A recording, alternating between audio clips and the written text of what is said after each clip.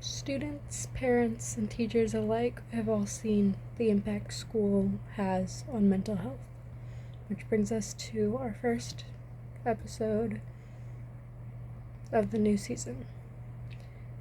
Welcome back to Self Care with Soal Hosa. We're discussing school and mental health. School is supposed to be focused on learning, but it also shows people how to deal in high-stress environments. And one of the biggest contributors to mental health struggles with students is the academic pressure. They want students to do honors, AP, dual enrollment classes, get perfect grades, do a whole bunch of extracurriculars, and go as far as they can with that and prepare for college. And it can be overwhelming to students to the point where this relentless pursuit for this in schools has been linked to anxiety, depression, and burnout.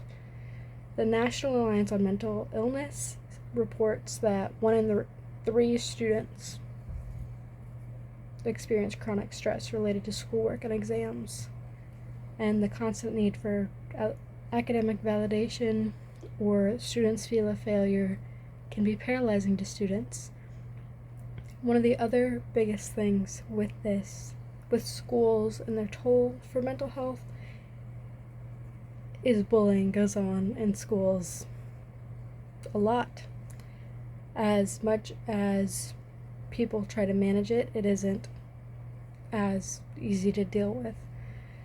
And it can have lasting effects, as we all know. The American Psychological Association says that students who experience bullying are more likely to develop depression, anxiety, or have suicidal thoughts. And the long-term consequences are mainly created through the socially isolated or unworthiness created by bullying. Then you get to the lack of mental health support in schools. We have school counselors and stuff like that, and more awareness is being brought up in schools for mental health, but many schools still lack in that department.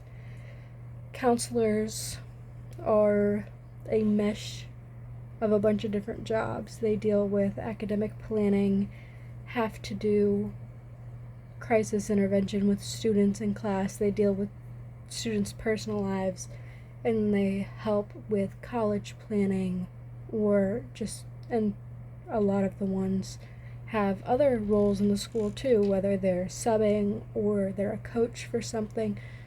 There's not enough time for them to be solely focused on helping students with their mental health.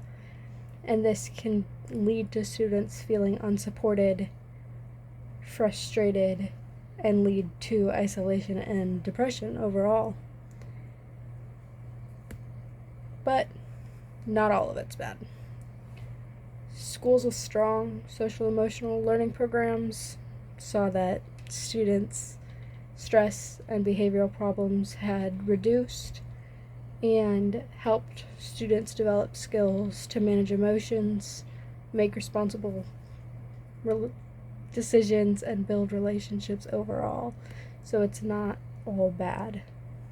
So we just want to bring awareness to that and call for communities, parents, educators to work together and help guide students in the right direction and maybe make more mental health friendly spaces where students can thrive both academically and emotionally.